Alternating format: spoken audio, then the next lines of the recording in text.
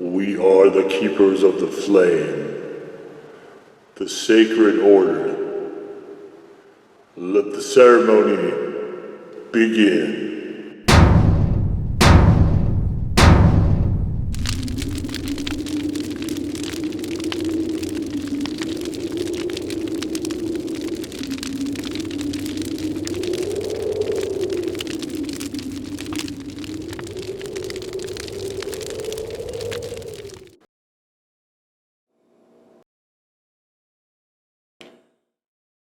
And today, faithful acolytes, we take a look at this. And what this is from High Desert Sauce. It is the Reaper's Fuzzy Navel. And so they're kind of doing some smart things with the label-ish here. There's a longish story about this company in the written review for this sauce, which, by the way, is available in the description down below. But they've been on, I think, Roger's shelf for quite a while. And I looked at them and kept passing them by because all their labels look like this. And it's nice that they put white behind it. That was a smart touch. However, not knowing what is actually the sauce unless you grab a bottle and look close. And when they have multiple different sauces, it gets a little tedious. So a lot of the time when I was impulse shopping, I would just kind of skip them. Then I forgot. So once I started to really get into researching sauces and I make a list, like I don't go hot sauce shopping now without my handy dandy list. And that list is curated to my specific food tolerance, which is not having any onions or scallions or anything like that, chives, nothing like that. Garlic is fine, but the actual oniony stuff, it's a hard no-go for me. So that list is curated to specifically not have those ingredients in there so I don't get sick trying to eat the sauce. And I kept forgetting to go through High Desert because this is the easiest, right? Can you read what that is from there? Right here, I'll put it at the end of the table. This is 3 feet away. You can maybe make out High Desert, but unless you're looking close, you're not necessarily going to be able to pull that in. So there's a lot of space here that I think could be used to better effect, but I get that you want to do a branding thing, but this is sun, cactus, and all that's great, but this doesn't read particularly well. If you go to my Flashpoint written review for the Flashpoint sauces, those guys have a really slick method of label. That's the actual good label design. This one, honestly, I'm sorry to say, is a bit on the mediocre side for me. One of the nice things, though, is that the ingredients are slightly larger now in some of the other bottles I've seen. So we have yellow bell peppers, peaches, vinegar, carrots, reapers, agave, salt, and orange peel. Now, my suspicion, it doesn't list out what it actually is. I don't know if the peaches are flame roasted. Certainly the yellow bells and the carrots seem to be. And even by sight, you can tell there's fire roasting going on here. Very lovely looking sauce. I mean, I can kind of see why you want to highlight that and show that off a little bit. I don't fault them for that. Not in the slightest. So, just for me, that's why it's taken me so long. And I know Brian Ams did a crossover or collaboration or whatever sauce with them. That is the saffron something or other. That is one I will not ever be having on either the blog or this channel because it also has onions in it. So, other YouTubers though, if they're doing sauce collabs, I'm I'm definitely interested. I know Bill Moore had one a while ago, but I could never find that one. And I don't know if it was a one-off or what have you, but see, it's very, very thick. There's a lot of different particles in there. This looks really good. I find this like super. It's this nice light brownish into orange a little bit coloration. I think it's gorgeous. This is a really pretty sauce. Black flecks in there. I dig that. That could, your mind goes to, well, it's either cracked pepper or it's something fire roasted, And fire roasted is right up my alley. So, all right, let's get on into this.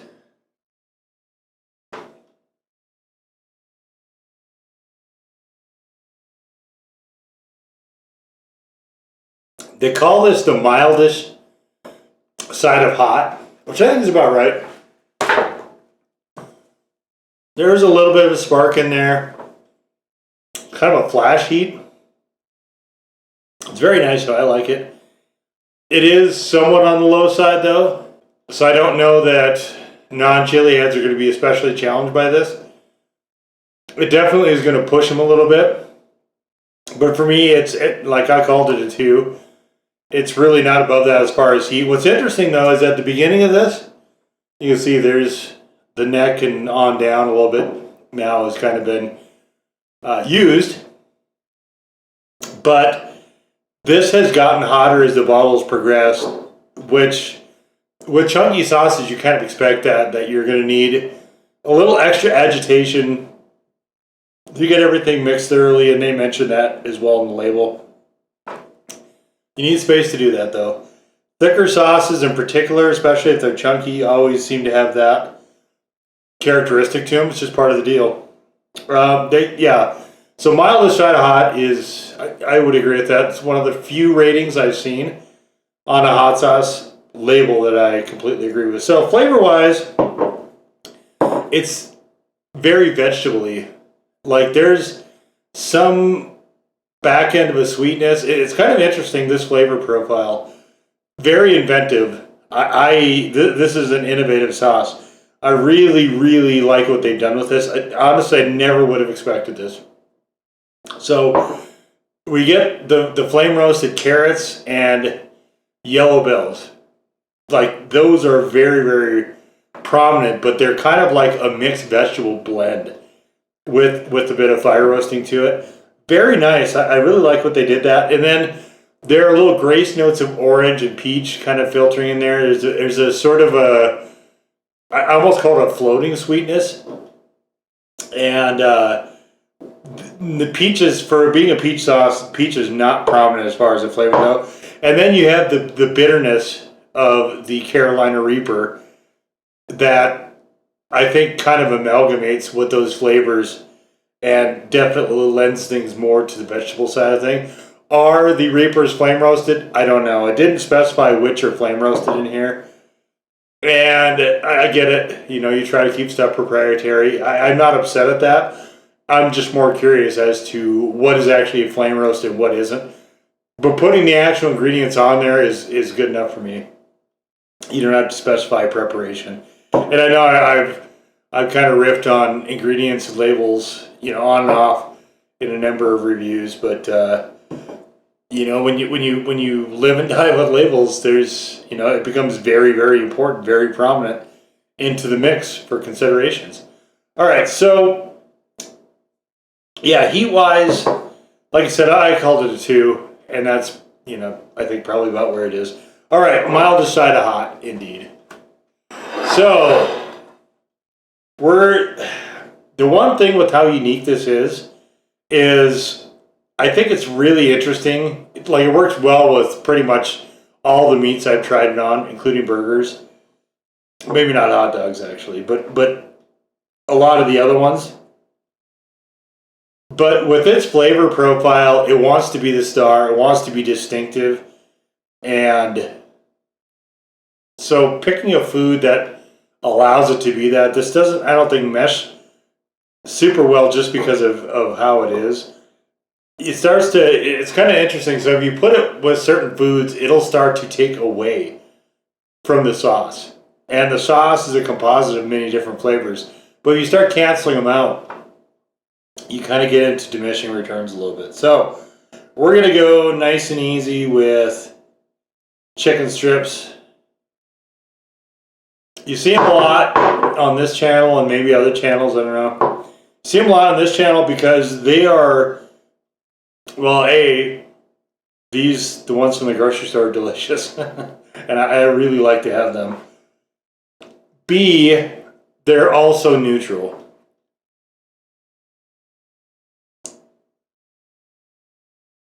I think that's why, one of the reasons why chicken is so popular across the board. Because it's neutral. All right.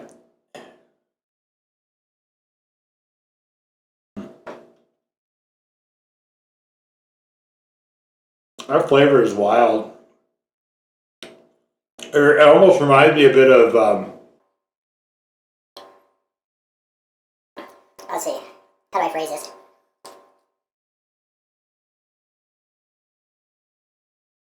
like a vegetable mix, almost like a soup base. But sweet. With fire rust. And reapers. Really, really interesting.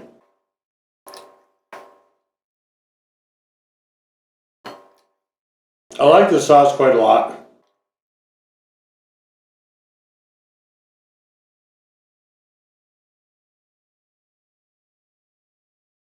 I certainly, I expected to be a lot more peach forward.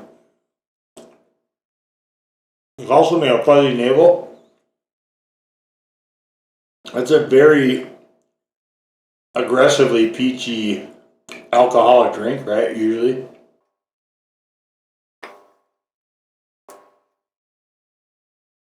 Man, those carrots add just a nice touch. A little bit of sweetness from them.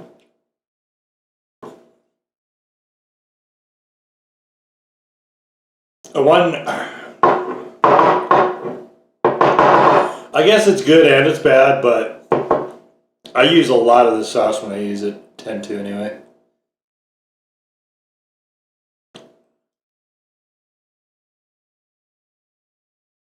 It was absolutely delicious though.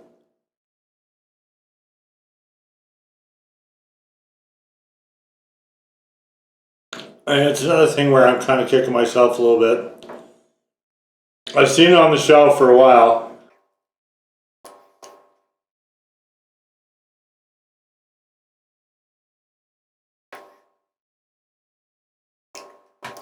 And I keep wandering past.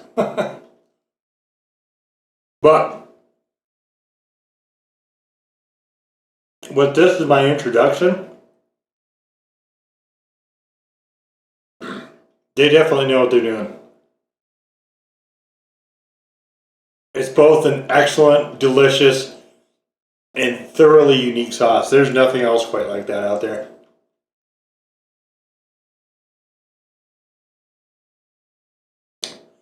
Yeah, sweet carrot. I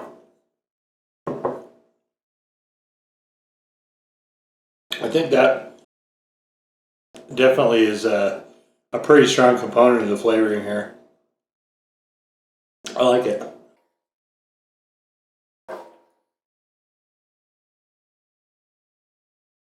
I'm gonna have to make sure I save some of this for the wing thing though. Q2 2023.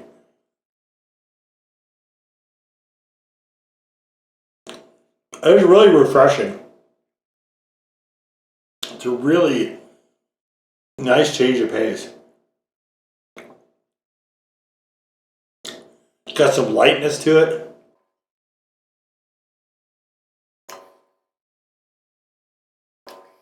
I don't think I would use it as an everyday sauce or anything like that. But definitely is a... I like change of pace sauces. This is an excellent one.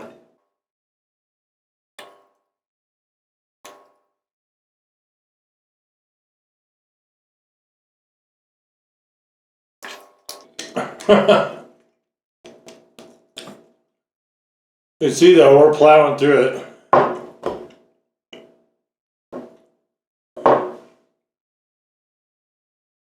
Over halfway done with this thing already. But I'm sure they wouldn't mind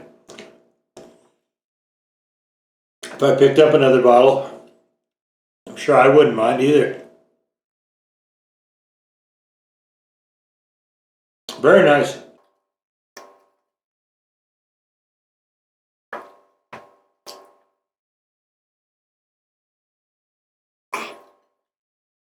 I think that's something I'm finding also in the hot sauce world a little bit in recent years here, is that so many of them are stepping out. I mean, maybe it's to differentiate themselves, but there used to be a lot of homogeny, in the different sauces, and we're really seeing a move away from that. More exotic ingredients. Truffles were the rage for a while.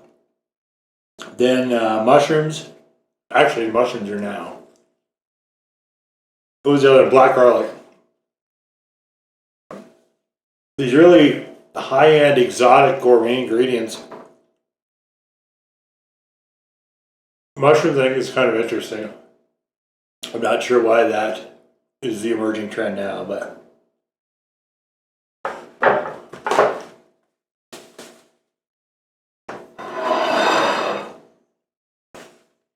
And then you have these guys and Angry Goat that I think in a lot of respects are just turning the hot sauce world on its ear. So I think these guys might have been on the hot ones also. I don't remember for sure. I don't think it was a sauce I could have though.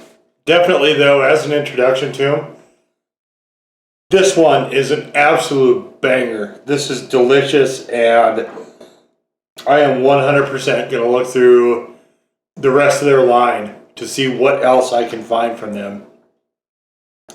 Because this is another highly enjoyable discovery, and you can see now where we are in the bottle. It's sifted down a little bit. It doesn't hold to the side of the neck. I really like that. I know it's just a characteristic of the ingredients. I really wish some more sauces would do that. Because you always tend to lose, a little bit on the bottle up by the cap, or you lose, you'll just kind of hold a little bit to the bottom and you can never quite get it out completely. I don't think that's going to be a problem with this one, and I definitely appreciate this. So, I think it's poorly named. Reaper's Fuzzy Navel, because there's not, for me anyway, what I would particularly call a fuzzy navel component to this in terms of flavor profile. But maybe Reapers, if you're getting a Reaper Fuzzy Navel, it doesn't just mean adding Reaper to a Fuzzy Navel, it means adding Reaper and carrots and other stuff. I don't know. it means a non-peach flavored Fuzzy Navel, I guess. I don't know. But very enjoyable nonetheless, despite the goofy name. And we're always happy to see sauces like that, and we'll leave it right there. So there it is, the High Desert Reaper's Fuzzy Navel Hot Sauce. Now go forth in peace to serve the flame.